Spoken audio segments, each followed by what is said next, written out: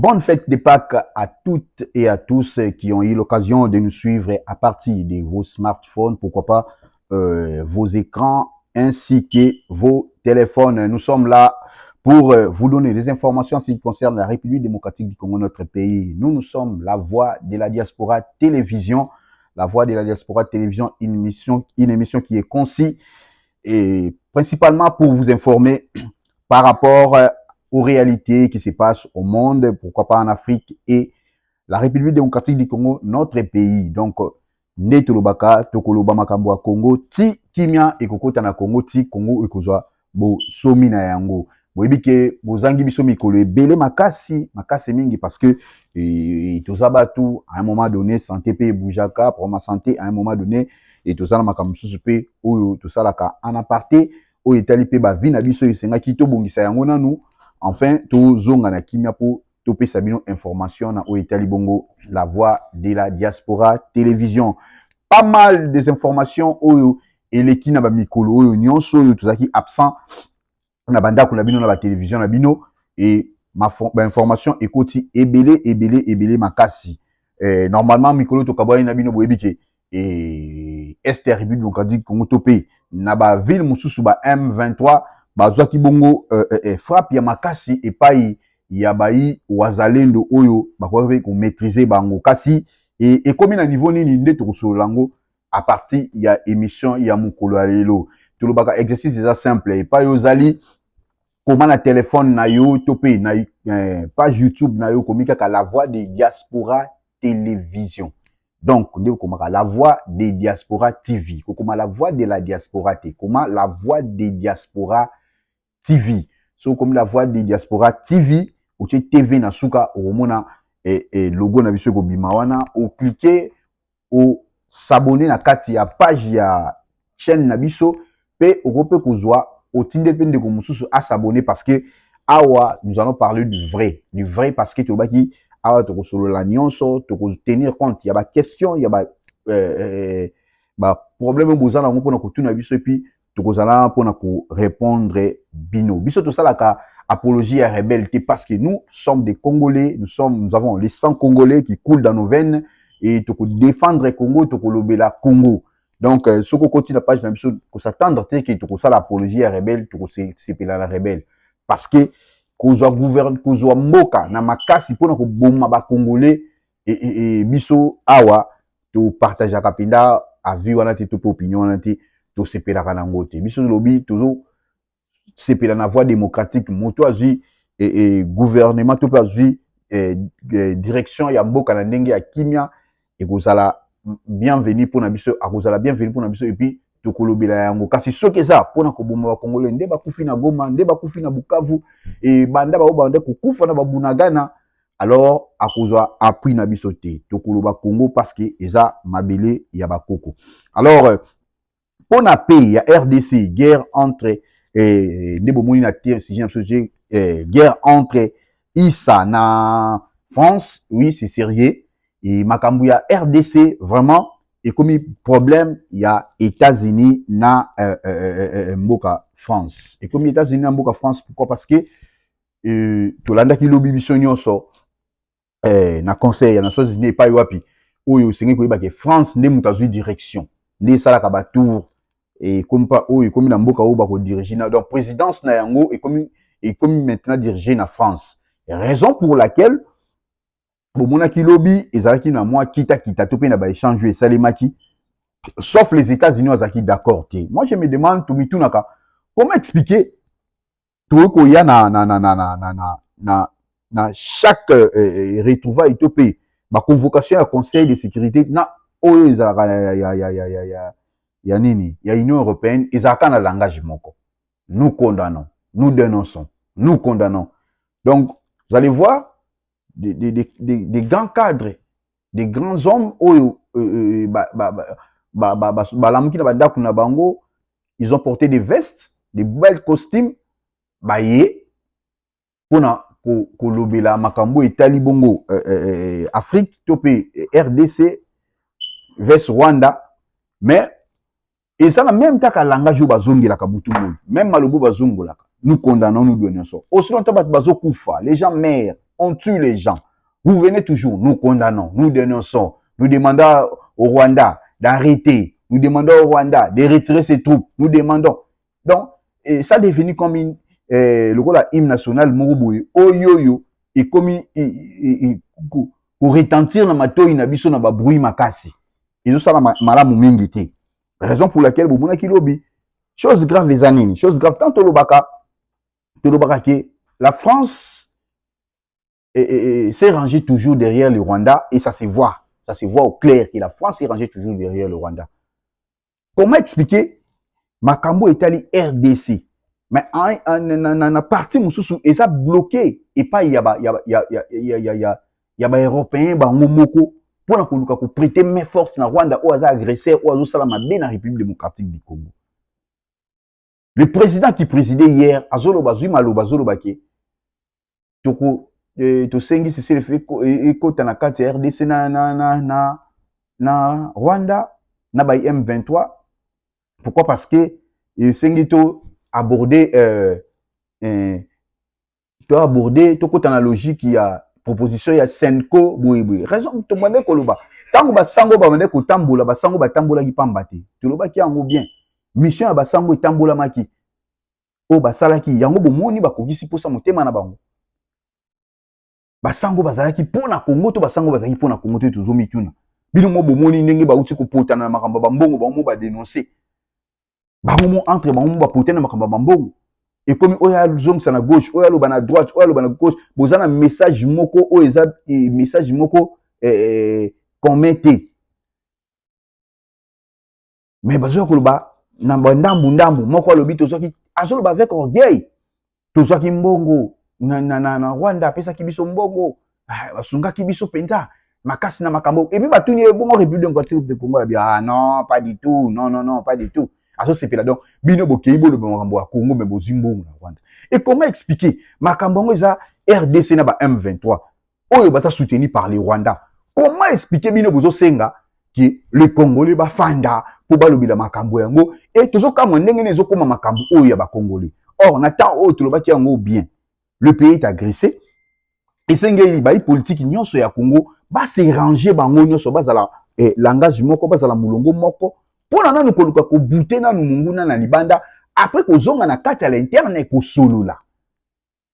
Ben mission ya basango to yebite ba fongoli ndeto ba ko fongola je po ba kotisa politique nyonso ya Congo. Siko bozo la kisabato bazali libanda wana bazo fanda wana neti na ba Union européenne to pe na ba Conseil de sécurité des Nations Unies bolengo la sabon ke conflit ezabiso moko na kati eza na Rwanda te ezabiso moko na kati parce que komi na ba résolution bofanda bobenda ba opposant nyonso ba ya bakota bofanda mais vous pensez que ceux qui bobengi ba opposant so bokoti bofandi bosololi alide Rwanda ti ko agresser est ya Congo et pas iwa pazozwa mine et pas iwa pazozwa et lelo sengeli batu nyonso ba yebaki c'est la France namboka oyo mususu ya nini ya Europe oyo Luxembourg nde bazali ko bloquer kimia ya Congo na sens nini parce que jusqu'à preuve du contraire selon ba média mususu ya bapaya oyo ba enquêter basali ba moni que Luxembourg nde azali juste toujours ko somba ba minerai oyo et ba M23 bazo bimisa na ba place oyo bazo occuper na niveau ya Masisi na ba niveau ya ba kolini mususu oyo epai bazozo ba minerai bazoteka yango et puis ezokende na Luxembourg il y a des retours maintenant azotekela susu bamboka mususu ya Europe bazosomba na nzela na ye donc ye azobima lokola émissaire oyo batindi azwi na Rwanda mpe ekei ba M23 bazodige ba 15% na kati ya ba minerai bazozwa na Congo déjà bakoti bayoki elengi ya supu oyo bakotika te. Pour ça, ils vont occuper le plus longtemps possible et alimenter Rwanda. Alors, homme d'affaires ya Luxembourg, tiens na kati ya Rwanda, usine na bango oyo permettre bango ba raffiner minerai ya RDC et puis de retour ba tindela bango na kati ya compagnie na bango. Raison pour laquelle plutôt ça l'appel na ba Congolais oyo baza na niveau ya Luxembourg. Il est temps pour ça la marche. L'émission Kouya to pesa bino adresse. et pas une entreprise wana ezali parce que si yebani nango ko sala ba marche ko sala sitting ko envahir ba alter mingi ya Luxembourg boyebi eza ba ya ba grande route ya minene et puis ko tchama kelene na o etali bongo kimia ya Congo parce que aussi longtemps Luxembourg a coopéré na Rwanda ko sala bangambo bazo sala wana a kolinga te guerre ici là et puis la France est derrière tout ça et c'est yebani za ko bomba te lelo yo batu ebele ba supporters ebele ya Paris Saint-Germain à Manchester City boyebi ki na kati ba congolais pe bazama mingi oyo basalaki pétition pour na koboya contrat oyo ya Rwanda na ba équipe wana na oyo Italie visite Rwanda mais lelo to suki wapi bien que batu basalaki ba pétition oyo lekaki ba nombre ya batu ebele mais bauti ko renouveler contrat wana ya visite Rwanda tina année 2028 sikoto qui se moque de qui? Congo RDC, une grande nation de la francophonie qu'on est en train de mettre dans les oubliettes et Bossanami et par la France. La France qui tente de saboter la coopération avec la République démocratique du Congo. Bah, qu'on dit avoir précaution. Pour la ligne touristique à la canne francophonie. Pourquoi dois-je toujours démérer la carte francophonie? Qu'est-ce que la RDC gagne tout en étant à la francophonie? Toujours gagner nini? On gagne l'humiliation? On gagne des pertes des Congolais?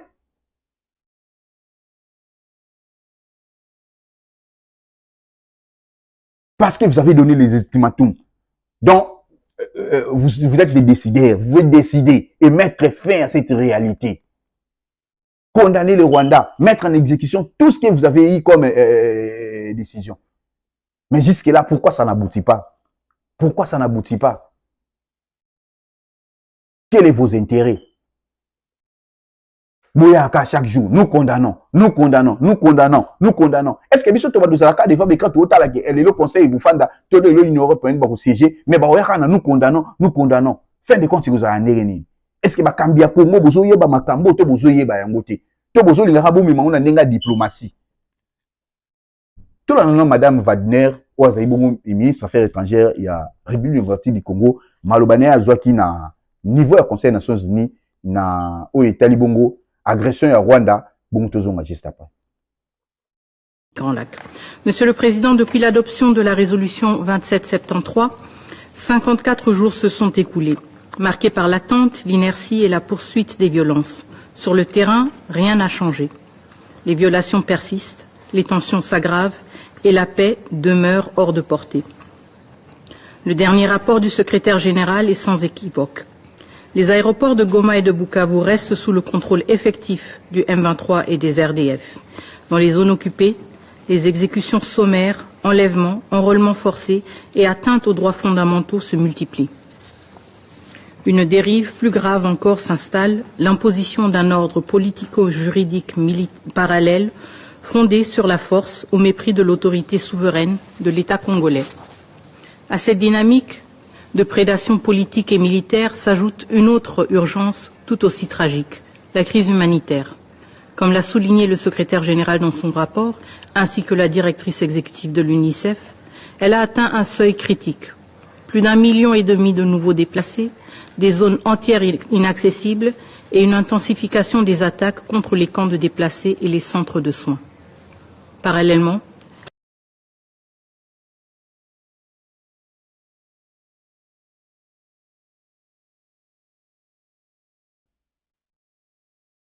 Binongo Womoni, intervention, il y a un ministre affaires étrangères République démocratique du Congo, Madame Kaikwamba Wagner, où elle a Kobunda.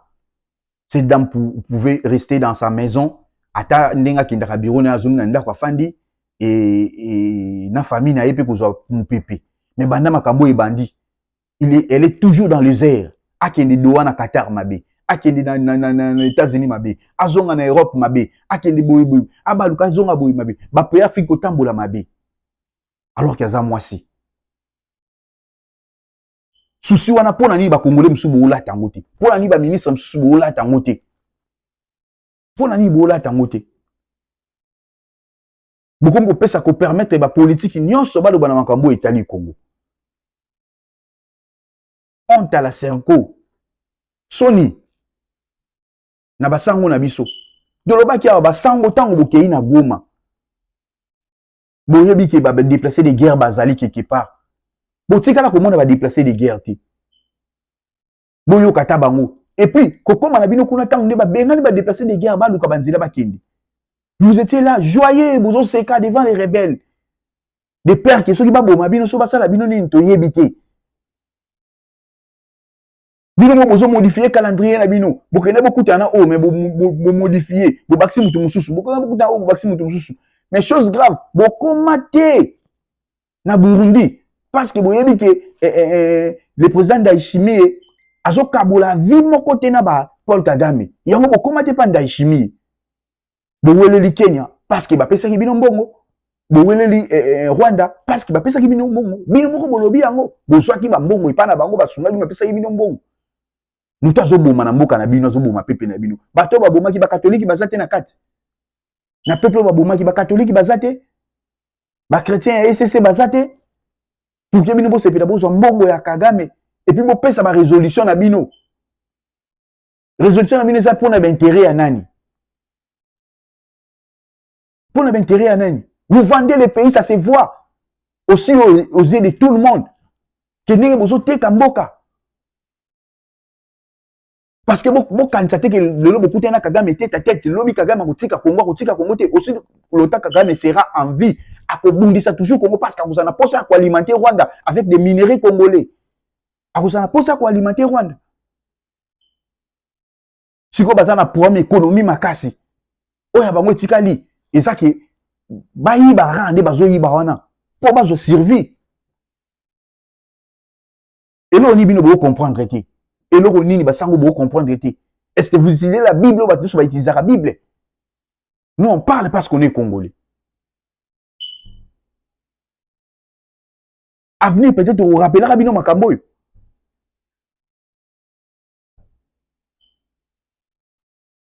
Tant que vous avez Congolais, message moté bosali. Intervention moté boye nango. Ata discours moté boloba. Lelo, sango moko wana ba enlever kutu ba bomi sango zo mona na te na libota na emobimba mais discours nini obino busali et pas ba rebelle obino okinde kokumisa ba rebelle obino okinde ko telema kusula na bango pour o itali kimia ya Congo to landa nanu archevêque Jibaya Mapia dis-moi bango kutu ba sangani et ba luki moi quelque chose o basali cotisation pour na koluka kusunga o itali bongo ba militaire ya RDC o bazali na front mais to landa nanu liboso bishop et Jibaya Mapia et puis to landa image o ya don o salimaki et bongo tozonga. Dans notre initiative nous disons clairement que le premier partenaire de l'initiative ça doit être l'État congolais. Pourquoi? Parce que la Constitution de la République dit que le gouvernement de la République doit soutenir toutes les initiatives pouvant apporter une contribution à la cohésion nationale. Mais à la différence, et au moins, ils trouvent les partenaires et puis ils disent accepter le gouvernement de la République, mais les autres nous ont soutenus.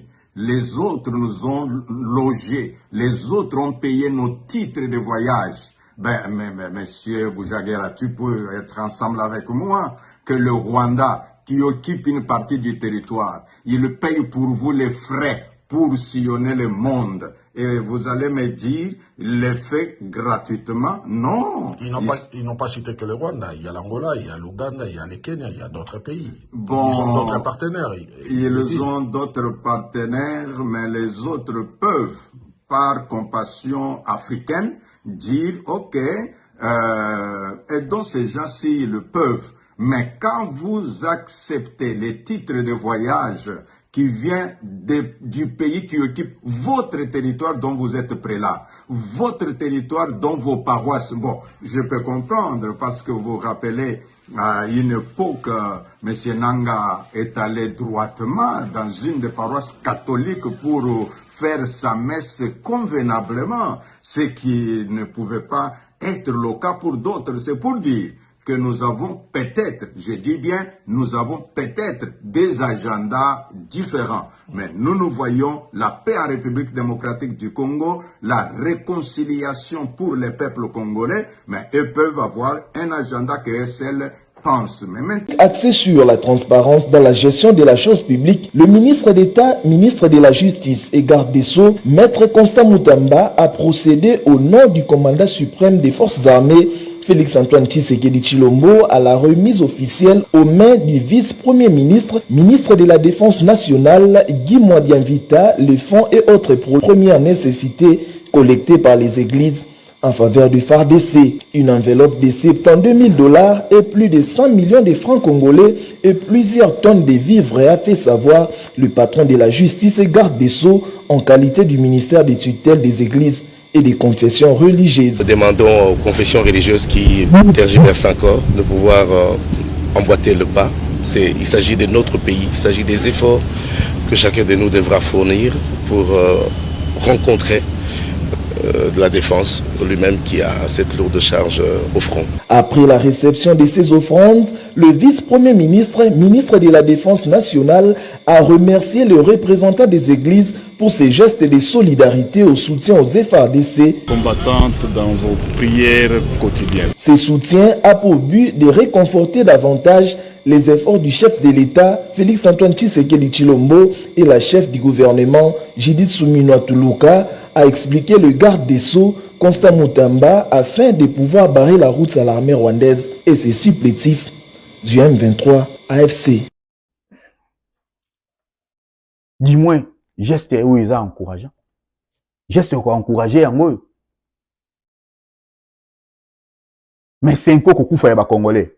Il y a des soldats, bah lobby le côté. Qu'on fait les Congolais, bah lobby le côté. Mais bango avion boutou na moi. Et chose grave, bah qu'il même qu'on tentait na États-Unis qu'on doit bloquer. Oh ils allaient bongo deal entre République démocratique du Congo et États-Unis d'Amérique. Pour ne pas empêcher yango. Gloire à Dieu parce que bazanga epe kota ko côté là bazanga epe ici au côté parce que qu'on les a mboka oyo koza la manipulable te lokwa ba mboka musuba utai ko tambola. Beaucoup c'est pourquoi beaucoup même pas de chimie était na Uganda et na Burundi pour ni beaucoup maïté. Pourquoi bokenda ki na Angola te? Et pourquoi bokenda ki na Luanda te? Et ça passe peu mawa.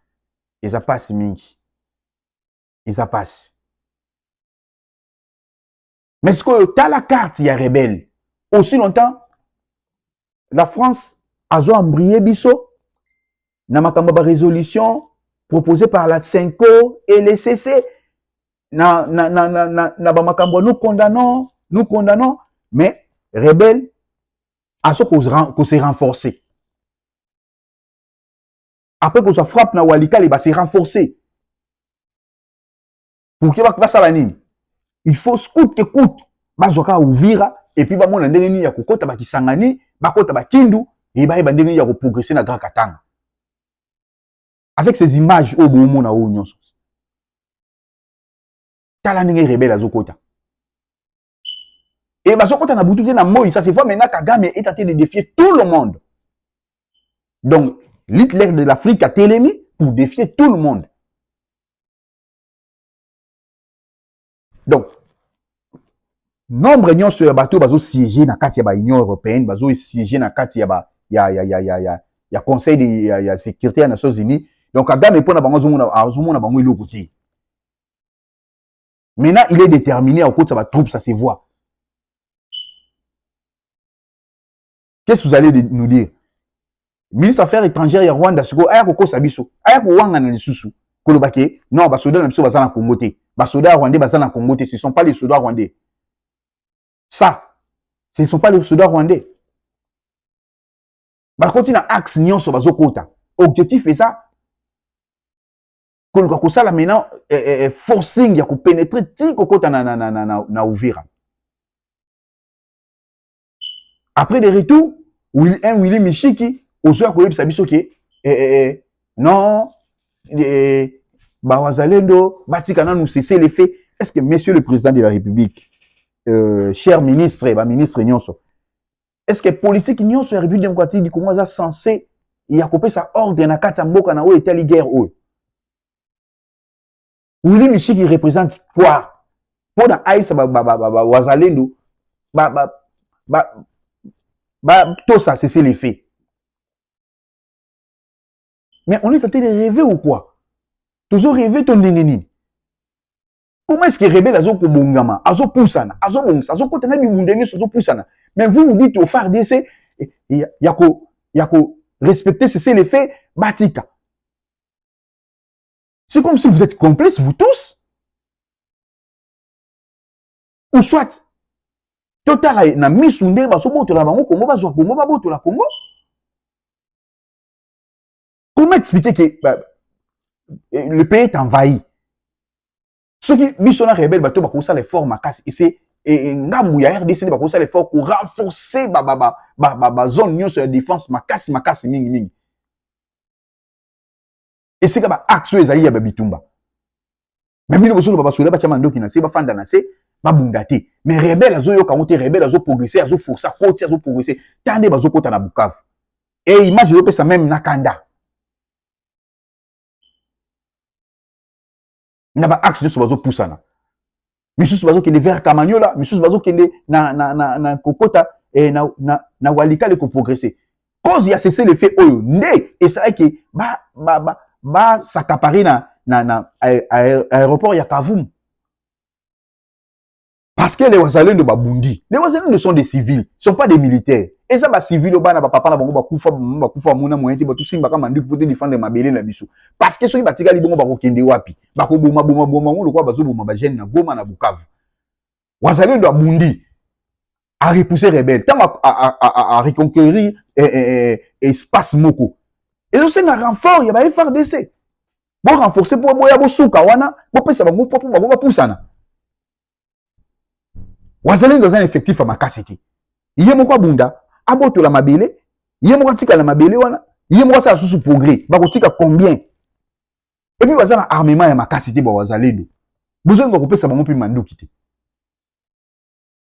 Willy Mishiki a télémé lui cesser les faits. Wazalendo tika cesser les faits, a tout ça cesser les faits, a garder cesser les faits. Pour na intérêt ya nani? Pour na tina nini? Pour na lobby to ya ko zonga to lo ba rebelle komi na Kisangani. Vous tous là, vos enfants, sont en Europe, les autres aux États-Unis, et d'autres encore en Afrique du Sud. Et c'est que bazo tanga, bazo jouir na bango. Mais boyo ka pasi ya ba o bazo kufa. Boyo ka pasi pe ya ba o basi bazangi bandeko na bango. Papa pesa biso na image ya ba rebelle oyo mobima ndenge bazo kota. Et puis o pesa biso pe image ya ba Wazalendo oyo bongo ba siliki contre Willy Mishiki. Et puis ba sali message na bango ba décider ba ko respecter cesser les faits. Peu importe mon toit ko yebisa bango. Biso beto sepeli na yango. Image.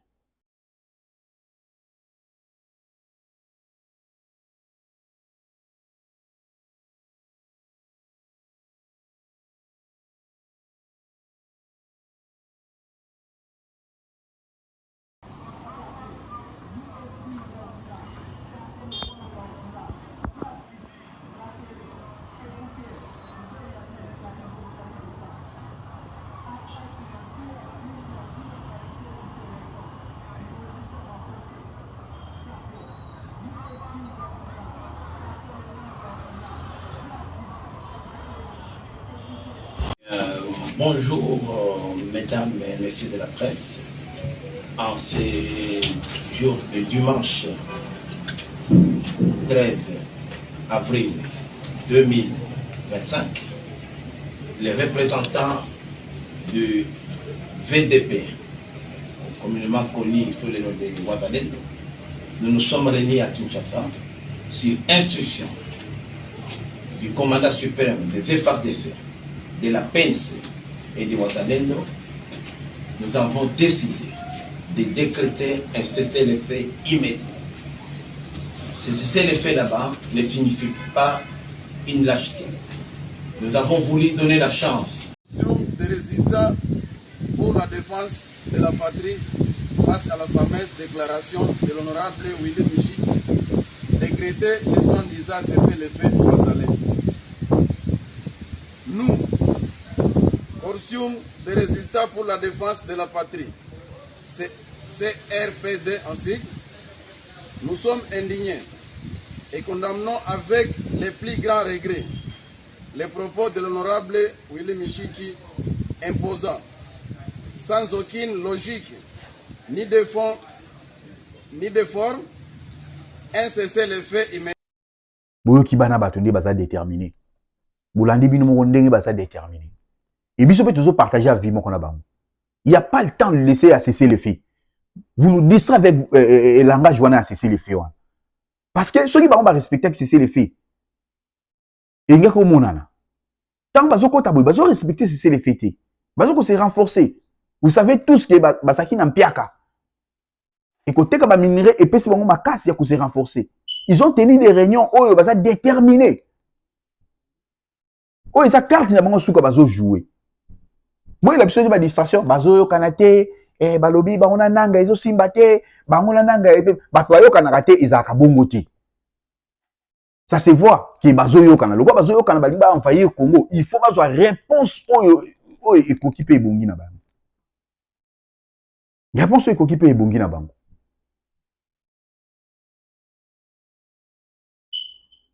Bravo na bazalendo na niveau ya Walikale et na niveau ya Kamanyola. Oyo ba bunda ki penda pe ba récupérer mabele. Mais kota na misubwe mabele on ba récupérer. Il faut les efforts de ces bayande. Pour ba siéger wana, ba tia base ne sika wana. À un moment donné, on se demande est-ce que biso tous en armée. Tout en boye ça que tous en armée aux en en formation, peut-être na ba moi et koya, nde ba ko bima ba sur terrain. Armée nini obiso tous en ango. To boye ça que to bossa na biso ba FRDC, to bandaka ko sepela to plutôt bandaka ko appuyer na biso les Ouazalendo qui sont sur le terrain.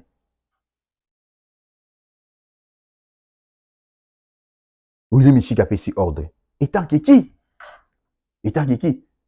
Honorable Willy Michiki tango yaki awa na isika biso tozawa.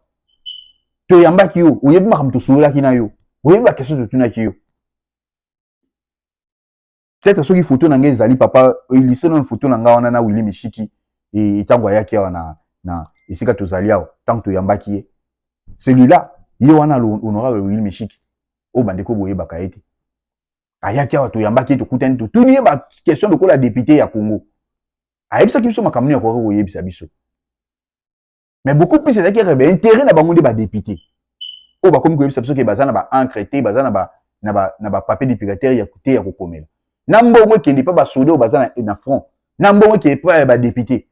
Biso congolais to voter to linga mbongo ke ndi pa ya na. To linga mbongo ke ndi pa ya na. So bozangi papier pe boya okomela makambo nini okomela papier. So que ça qui n'a pas beaucoup de choses, institution mususu wana ifandi to concentrer dans nos guerres. Moi je pense que na Congo mukulu bakusala ba komanda kusala ba pendaison populaire. Ko pendre ba du populaire. Batu musu bando banga. Batu bele ba ko bando banga. Batu bele ba bando banga. Batu bazo sakana bebele. Batu musu place ya koloba te ba yekoloba. Batu musu place ya ko simba te ba yeko simba.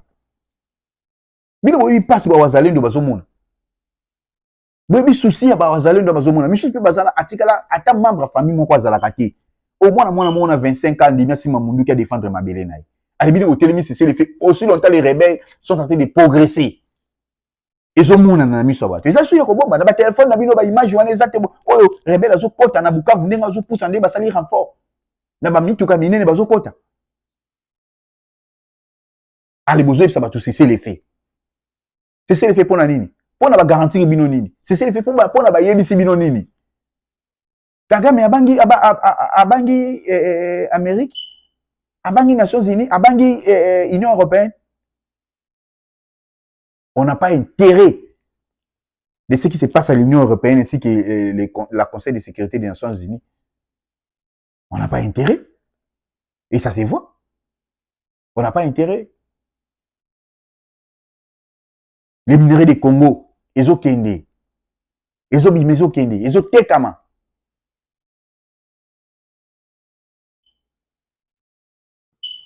Nous vous avez cessé les faits. Tant que vous avez cessé les faits, na Kinshasa, vous avez cessé les faits, na Kinshasa, des tenues militaires, ils ont bima. Tenues militaires, ils ont bima na ba entrepôt. Balaksa bino ba FDLR ya lokuta. Oh, tokangi ba FDLR. Bomoni ba tenue FARDC ya sika balati ba FDLR, chose grave. Ba mono sona ba ketch ndenge na mongo na makolo. Ba FDLR o bango ba kangi ya sika, na ba tenue FARDC ya sika. Pona ko maguiller, pona ko kosa. Mais les tenues là, yango na zo bimina bimina limité kuna te. Yango na bimina limité kuna te ba tenue yango. Nana recommanda ba tenue wana. Oh yé ba ballon soki nombre combien? Ba tenue yango bimina limité te. Siko boko motuna, eza montage. Bazoko ça, bazolo. Moi je pense que Congolais soka lukaka nini na yebaka te. Congolais soka lukaka nini. Donc Congolais à partir pour la appartenance na yeko, akoko linga na ye. Ba bomba na bango ba Congolais musu ba kufa na bango pour na kaka appartenance na ye et vivre. Donc le quoi ya linga X te linga Y. Donc bomba ba Congolais pour na Y nanga oui andimi. Raison pour laquelle moi je déteste les camarades ou bazar na camarades ba pesa ba linga la bango ba conseil qui soit sala mabe. Même dans la vie si tu as un ami oh yebi ki sala mabe. Alinga conseil te. Amuninga te. Amuninga te. Quelqu'un qui défend son ami dans le mal. Vous en avez ningate. Qui dit ami, ça dit que ce qu'on a mabe na peki c'est ça, yo qui te to kabwani point barre. Osana muninga oza muyibi yo zo ndima ye poza muyibi wana zo muyibi boyo ndima ka ami o peki saka yo ka to ndima ke droit ami. Osana muninga oza sanguinaire, tueur yo ndima ke aboma ko zo sepela na ye. Bakangi bateni monani ya sika. Oza montage te, mais bolobi te montage. Te bazoko sa. Te eza gouvernement oyo balingi lokuta mingi. Bosolo bana na Kinshasa. Pour moi loso ezomona na bozolia. To mwa nini? Mais mukolo rebelle a cause la déterminer et qui a kotia conquérir Congo zu Congo na maboko. Na bino bozo ba montage beaucoup bikate. Na bino bozo kumisa bango na musika boko bikate, boko espace te. Personne parmi vous oyo M23 koti ba koti nanga ozwa ko engagé ya tie na nini akozala te. Détrompez-vous. À moins que tu sois un Rwandais na kata RDC, na kata Kinshasa, nozo sepela. Ou ça l'apologie à rebelle. Ou ça l'apologie à rebelle.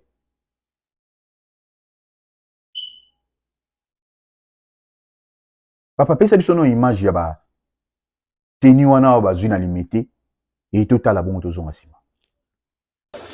Ok, tozali awa na 9e rue industrielle. Na bisika oyo tozwami lelo ezalaki problème commissaire provincial atindaki moi ba conflit moko ezali ba ko déguerpir bato. Alors na déguerpissement wana ba ko sala wana ko bimisa bato wana nde ba ko kuta ba service de sécurité ba ko kuta ba effet militaire na place wana ezalaki bongo moi nombre moko makasi ya wana service de sécurité bazo continuer ko approfondir ba investigation poto yeba eyaki ndenge nini et puis ebanda ko kende pa iwapi.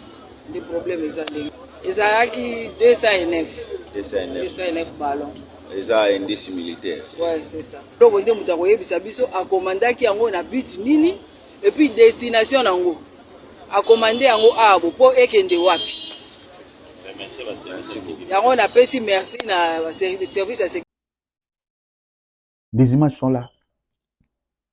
Bino mo bu mona misu. Bino mo mona misu. Tant que vous avez Congo, ils infiltré tina mukokoli batebeli bande kondima te. Ça ce n'est que les débits, et ça n'a pas bandé. Misu c'est ça nango. Misu c'est ça nango. Il faut des services à sécurité. Na renseignement et tambola et lukana nous bien.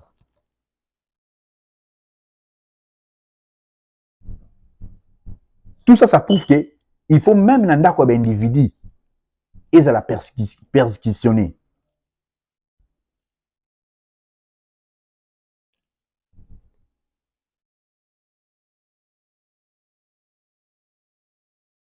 Il faut qu'on fouille pena banda quoi individu et belé na Congo ana pas seulement na Kinshasa na Congo ana. Attends la province mususu. Vous allez voir parce que tant bino bo quand ça que ba concentrer province moko boyi. Et ça la province mususu ba yebi ke makamna bango ezaleli.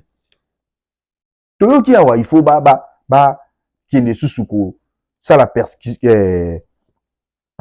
contrôle na niveau kingakati et ba fouiller batala soki il y aura peut-être quelque chose bon biso za na maloba ko tia na katité pourquoi parce que c'est les missions en service de sécurité ou ba kani ba sala yango s'il faut ba sala yango parce que vie auto moni na misu et te biso pe l'actif sur quelque chose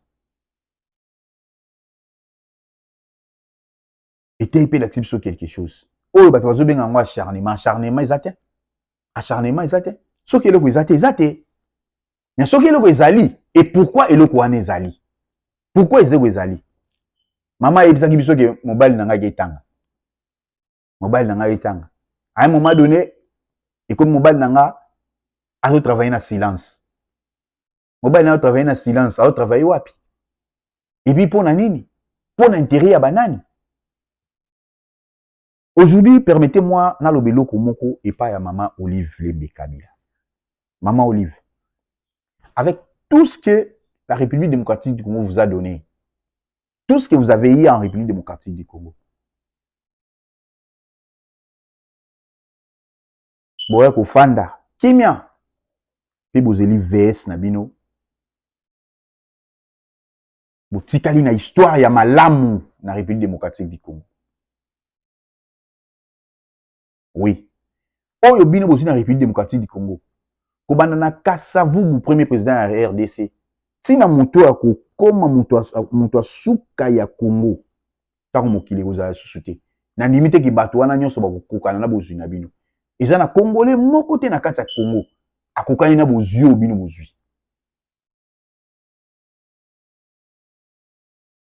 na Congo il suffit muta tambola oyoka kaka immeuble wana ya Maman Olive compagnie wana ba Maman Olive nini wana ya Maman Olive salle wana kuna ya ba Maman Olive société wana kuna ya ba Maman Olive terrain kuna ya ba Maman Olive hôpital wana kuna ya ba Maman Olive nyonso bozwi ngayo na solo balelo bandeko ba olandanga bokokata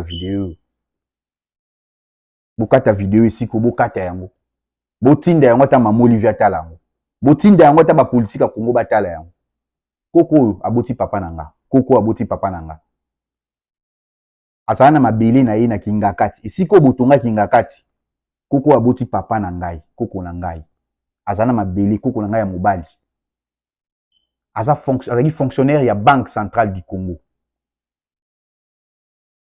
tango azosala na banque tango azwi pension na ye na banque akongoli mbongo na ye ake kote botonga kingakati so okoti 7 km okote na are maboki eza na ntsele okota 7 km na kati toanda obenga ngo village Masaba bato bafanda kote wana bazoyoka nga bayebi ko mamboka na village Masaba ezali na kati ya kingakati kote ba montagne kuna kote botia avion wana likolo ya ngomba oyo ezaka soki restaurant na kingakati village Masaba kuna na kati koko na nga azalaka na ferme na ye atongaka ndako azalaka na ferme ya bangulu azalaki na kobukola bantaba na kati azalaki na basoso bamabata tozalaki na ba hectare ya bapondu bilanga bapondu ya minene tozokenda kopikola bamanioko famille mobimbe yebi tokenda okende kopikola bamanioko kuna tozosalisa bafuru ya makala bato mboka wana baosala biso mabulu bafura makala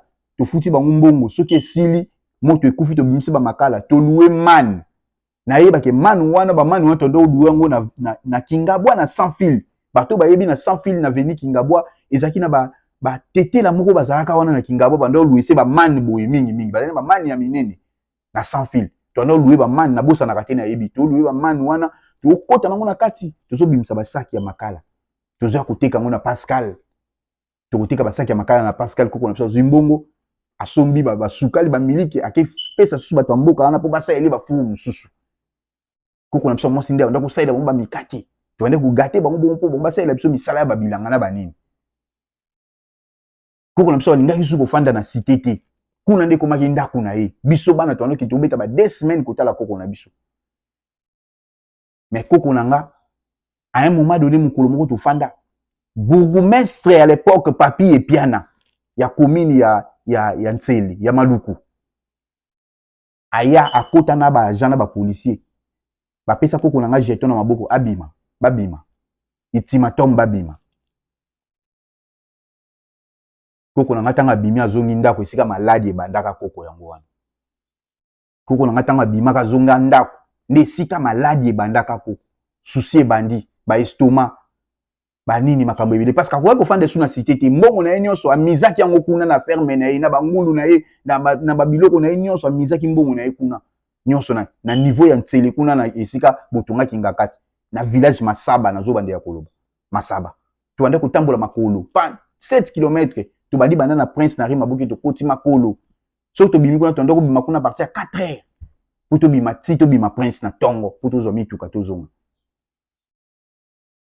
parce que nzela na bato banda kota kaka makolo nde ya kosala susi wana nde eboma koko ba maladi kote ebele na nzoto koko aye kokufa koko nanga kufa tokunda ye na cimetière ya Kinkole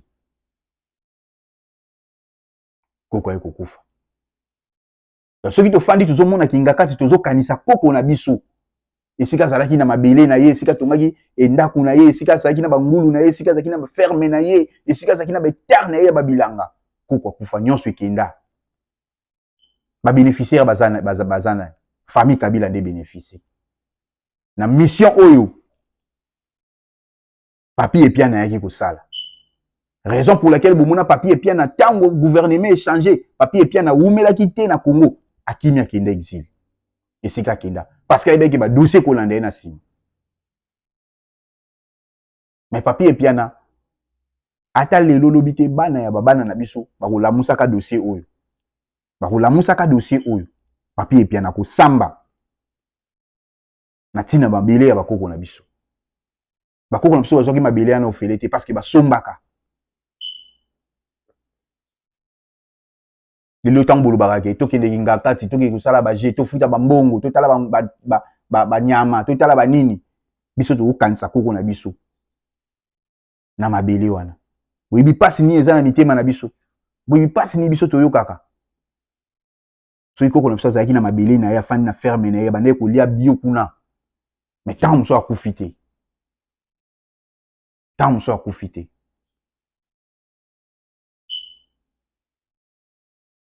mais lelo babénéficiaire bazosepela epuis na bato mosusu boza na bino na kati ya famille Kabila te mais boapuyaka Kingakati bozosepela mais boyebi te bato combien babengana kuna na kati oyo babotola mabele na bango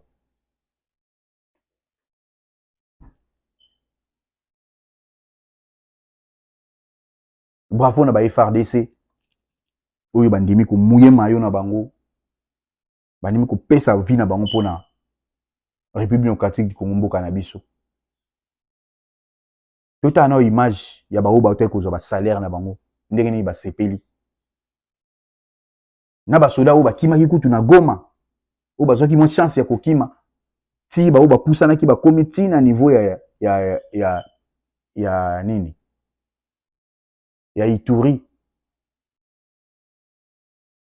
ndenge nini bakomaki bayambi bango epuis ndenge nini baoyo nyonso bazangaki basalaire na bango ya bamwa elekaki likolo ya baguerre mais gouvernement congolais afuti bango bamwana bango elekaki na mwa oyo toza nango boye nde ezalaka sikoyo ntango basoda bazofutama mutu ta zo telema pe ba ki to futa ka bango bo futa ka bango te ba so ka salaire te parce que Congolais lukaka kota mabe pour critiquer mboka na ye pona ko tombola mboka na yo pona ko kumisa mboka na yo to pe soda mboka na yo wana bosala kango te ko kamwa Congolais mazo kumisa soda rwandais Congolais mazo kumisa rebelle et ça passe pe ma tout à ndenge ni ba soda ba futa mina ba soda oyo bandimi ko kini ko réintégrer armée na avion ndenge ni bazo sepela et bon tozo ma juste après. Les éléments de la police nationale congolaise au Nord Kivu touchent leur salaire du mois de février et mars depuis la semaine dernière. Ceux-ci remercient le président de la République pour avoir doublé leur salaire à partir du mois de mars. Signalons que les policiers qui viennent des zones occupées par les rebelles sont d'abord contrôlés sur les listings des effectifs avant de recevoir leur salaire. Pour ce mardi 14 avril 2025, la presse a contacté quelques policiers sur les lieux de paiement de leur salaire. Écoutons quelques-uns. J'ai bien reçu mon salaire, en tout cas, il n'y a pas de problème. Au mois de mars, j'ai eu le mois de février, j'ai reçu aussi le commissaire supérieur adjoint, communément appelé major. L'opération de paie ont commencé depuis le vendredi passé. Les policiers ont commencé à toucher leur mois de mars. Que nous appelons aujourd'hui le double salaire que le commandant suprême des forces armées de la police nous a envoyé, que nous saluons en passant et nous reconnaissons comment avoir touché. Et le mois de février, les opérations ont commencé depuis avant-hier. Faire un mouvement de pression. Tout le monde peut venir vérifier, il n'y a pas de souci. Nous sommes très heureux, nous sommes très contents. Nous appelons à la société civile, au corps de la police, et les policiers qui ne sont pas encore présentés, qu'ils ne se fient pas aux rumeurs, mais qu'ils puissent passer auprès de leur commandant, parce que leur argent a été servi à leur chef du personnel qui, à leur tour, les paieront leur argent. Nous sommes en train d'attendre prochainement aussi la paye pour le mois d'avril et ça va se passer de la même manière. Bako ba impatient siko batu par exemple benye balitoka Goma juzi aba ba enregistrer banapenda nao baanze pokea pale na japo abako enregistrer. Kwanza tushafurahi jinsi balituongezea salaire, vraiment tunafurahi sana. Donc bao bazozwa mbongo ya deuxième mois te bazosala bango contrôle na bango penza bazofuta mbongo. Moi je suis commissaire, je suis au commandement ville commissariat urbain de police. Oui, j'ai reçu le 3e mois et le 2e mois est en cours. Je crois que les gens sont déjà là en train d'attendre la paye. Mais vraiment l'argent est là, ce n'est pas un problème. On va recevoir le 2e mois. Et les gens déjà sont là pour recevoir le 2e mois. Puisque le 2e mois déjà ils ont foutu à ma cause. Le 3e mois, 2e mois, nous ils ont foutu à ma cause. Tushapokea 3e mois. Tumemaliza pokea saa hii 2e mois. Mais yenyewe hatuyapokea ni mwezi ya kwanza juu tulikimbia Goma na hatuyapokea, makuta zilikuwa ziko kubanki. Batu basizania sele janvier bataipokea hapa kurani ku commissariat no. Makuta ilikuisha kwa deja mu mabanki juu tulikuwa tushapata ma message mais hatuyapokea. Bakuwa bashikaze batumongea ile makuta ya janvier. Mais yengine février na mars tushamaliza pokea tunachunga.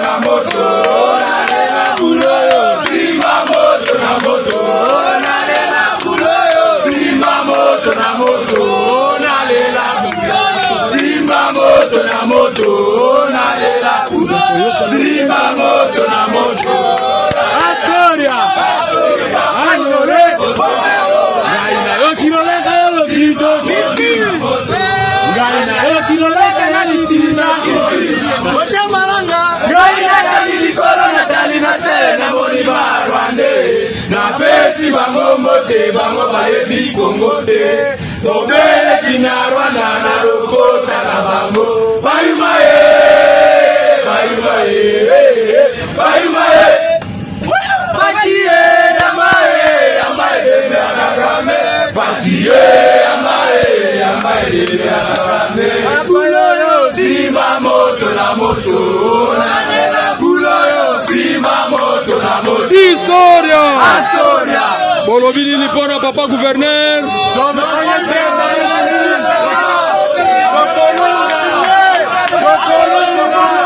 Bolobi nini pona mwana nzambe.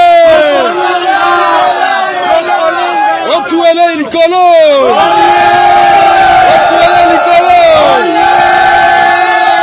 Bonne chance et bon voyage. Merci. Soki ba Congolais balinga mboka na bango te. Balinga ba sepela ko intégrer armée te boinde bazokende. Ne ba yokende wana ils ont laissé peut-être msu batiki basi na bana, msu batiki ba parents, ba famille na bango. Mais parce qu'ils a problème ya nation, likambo mabele, nde bazokende. Eza likambo ya Congo. Nzamba batela bango, ba défendre mabele na bango kino na suka. Enfin, ba conquérir yango. Et puis ba kokoma na lisolo na histoire ya République démocratique du Congo mboka na biso. Bino bobusala ka apologie ya ba rebelle. Tamba esa bino ke mission na bango eza bien déterminé, bien tracé, ba envahir mabele ya Congo et comme ya bango tika ya bango. Oh, non. Non, ba ya ba libérer biso. Tonyo kwami, ba libérer biso. Tonyo kwami, et gouvernement tonyo ko la biso. Tshisekedi tonyo ko la biso. Boye ba libérer Congo, mais mission na bango eza ko libérer Congo te. Bolanda vice gouverneur ya oyo nanga tchaki na nini kuna na Goma. Malobani alobaki.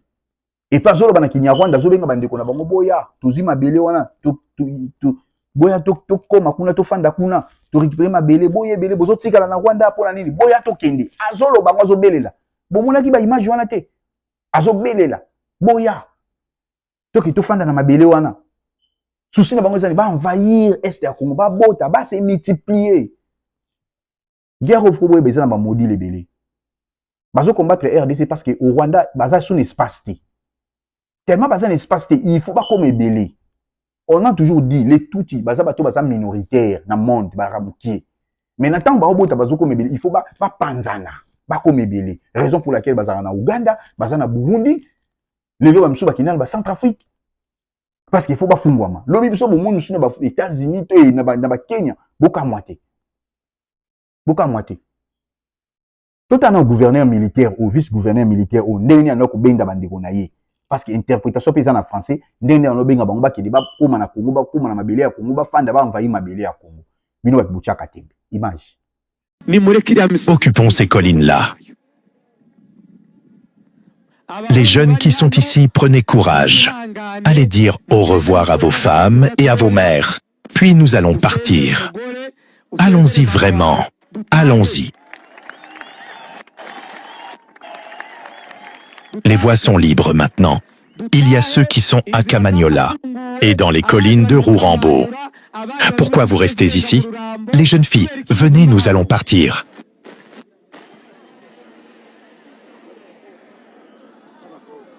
Ces vieux, nous leur accordons 3 semaines pour se préparer et acheter de bons bâtons. Vous allez nous rejoindre. Mais nous devons partir. Et nous devons partir maintenant, aujourd'hui même et le plus rapidement possible. Nous avons occupé Goma. Êtes-vous au courant? Nous avons occupé Bukavu. Êtes-vous au courant? Savez-vous que Uvira est dans une situation incertaine? Nous allons partir ici, et maintenant. C'est ce dont le commandant Afandé a besoin, veut. Je vous prie d'applaudir pour lui.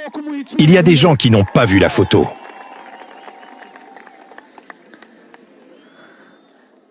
Si vous êtes d'accord qu'il doit être honoré, rangeons-nous derrière le commandant Sematama pour conquérir ces collines. Enlevons cette saleté de là. Êtes-vous d'accord? Je vous remercie. Binomo Bolandi, c'est clair. Binomo Bolandi, parce que beaucoup de montage. Biso qui est filmé côté bamba bazakuna. Biso qui goza image kuna, so les abangons ba partager ba image na bangote. Ça c'est fort. Oh wana vice gouverneur ba tcheli bino na Goma. Wana gouverneur ndi ba tche azaka na Toronto na Canada. Waza gouverneur.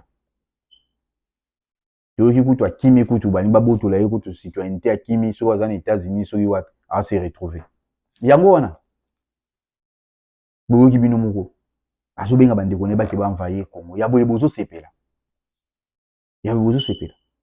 tala soki rebelle a conquérir ba province nyonso ya RDC etikaka Kinshasa boye ba Kinshasa yo résister te boye ba résister te nde bolobaka baya kini boya na kini bokosuka soki ba conquérir nyonso bozoloba na parce que bomona bazana kuna na réussite Kivu mais c'est de là qu'il faut les empêcher pour que ba poussa na te c'est à partir de là RDC Zelanini RDC Zelanini RDC Zelanini donc il est à Nzambe nde tolobaka Nzamba mokolo eloba frère l'évangéliste Moïse Matuta Nzamba za mokolo mayele belé Nzambe amokolo mayele belé obomi lelo sepela ozoboma osa mabe mais Nzambe a Nzambe tomoni tango ba attaquer nini o alimete na ndako moko ya famille Kabila tomoni combien ba communicateur nyonso ya maman Olive babimi baloba combien bango so ba relayer information moko ba communicateur wana je vais vous dire une chose vous ba congolais votre vie dans son entièreté na mabele aussi longtemps vous vivre na mabele ya ba humain bozaka na dépendance à maman Olive parce que un jour vous à la distance tam sous bino côté mususu yepe côté mususu dépendance c'est totalement té dépendance c'est totalement té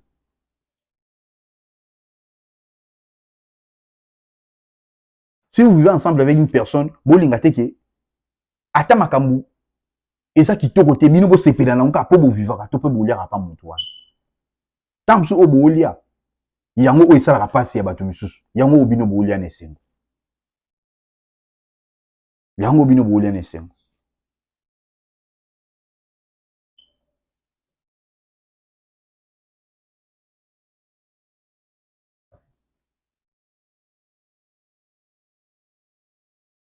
biso osepela tolobi ba pacifier mboka na biso na ndenge makambo nyonso esalemi élection esalemi esili tozwi elan ya sika tokoma siko kovote ba président mais boni bozongisa biso na kokanisaki motu sufu alinga zwa bokonzi na RDC il faut simba kaka minduki il faut marcher kaka likolo makila bakongole bakufa combien de fois mpo na Congo bafetaka génocide te yango wana Congolais bakufa combien de fois est-ce que makambo salama na Rwanda basango ya 5 etali Congo na nini génocide et salama na Rwanda etali ba Congolais na nini aussi le Congo coup de la hospitalité na Congo efungola ba frontière ya ko ya ba peuple rwandais ba kimaki na tango génocide ba kota na RDC ngambuto mema yango wana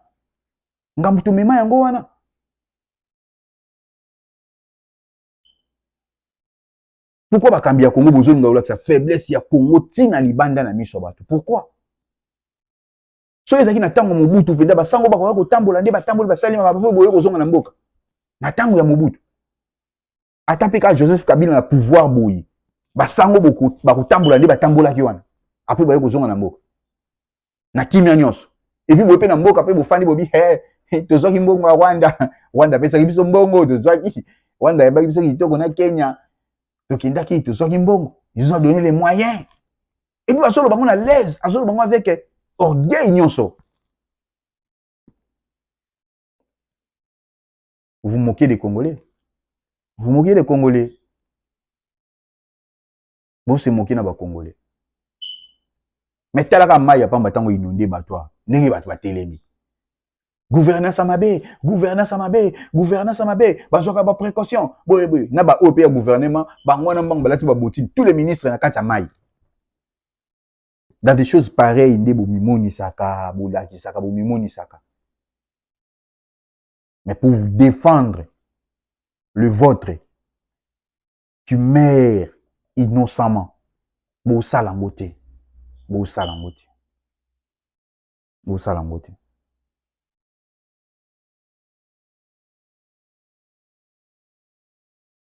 tout ça langote. Mais parmi les faux, il y a des vrais. Papa tire la photo en déco na photo. C'est les Congolais qui se bat na quatre Maison Blanche.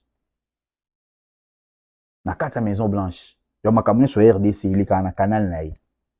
Il s'appelle Von Batten. Il s'appelle Von Batten. Et des portes, il y a ma camion sur ma lame. Quand les lagnon sur ya Congo écoute à niveau ya Maison Blanche. Ça passe par ces messieurs. Pour vous dire que parmi les faux, il y a des vrais. Bah vrai pe bazali. C'est un homme à féliciter. Un homme vrai et correct. C'est monsieur que vous voyez. Aussi longtemps batabi barozala pour na kolobela Congo. Mabe ozala kati. Mabe ozala kati.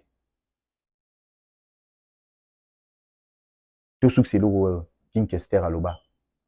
Fédéralisme na Congo. Jamais, jamais, jamais. Et bon, aussi ces missions na biso. Image. Et puis jamais fédéralisme na kata Congo. Ce qui fédéralisme bon, ngana ozoba arme. Na kota pena finda. Na pena ce qui fédéralisme na kota finda avec arme. Na ko linga fédéralisme te. Le Congo sera un, restera un, indivisible.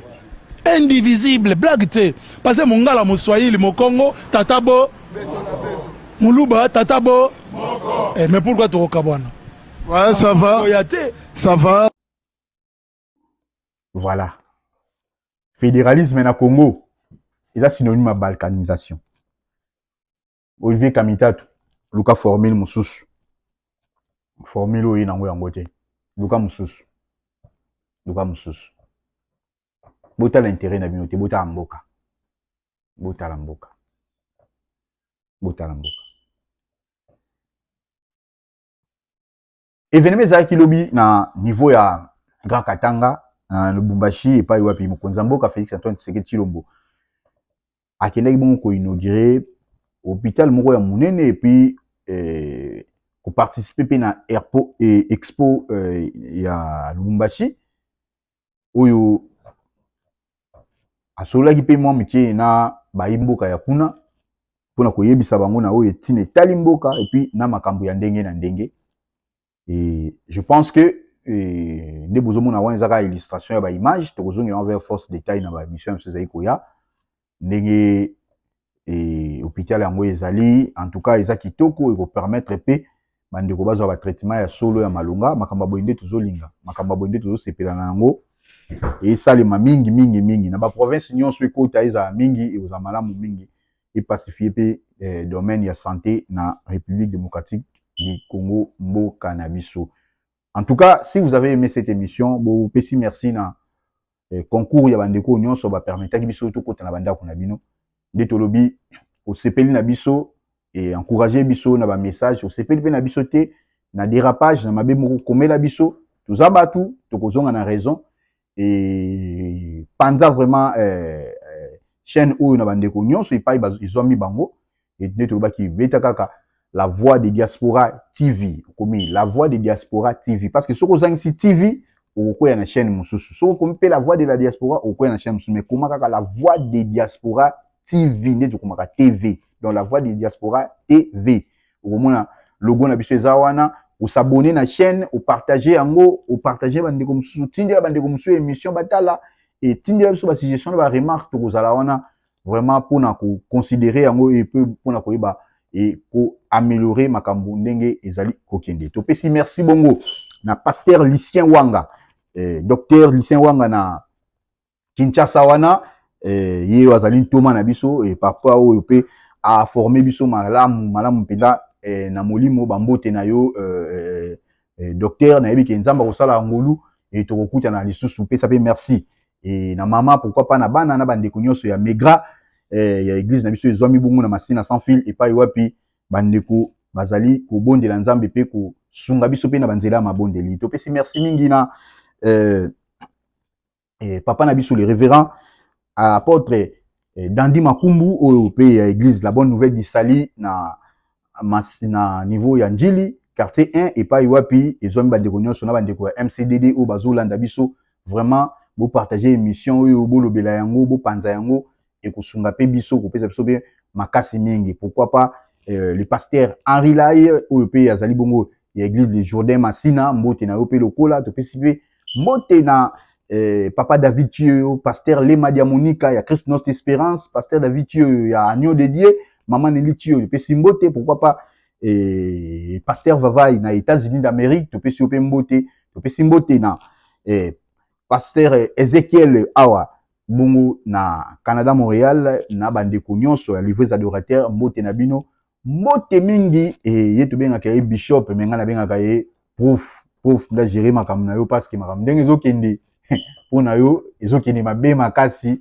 na éviter soki to kofanda to siéger to lobela yango mais gérer pena makambo na yo parce que dege na moneli yango to kosola ngo na police tika to pesa.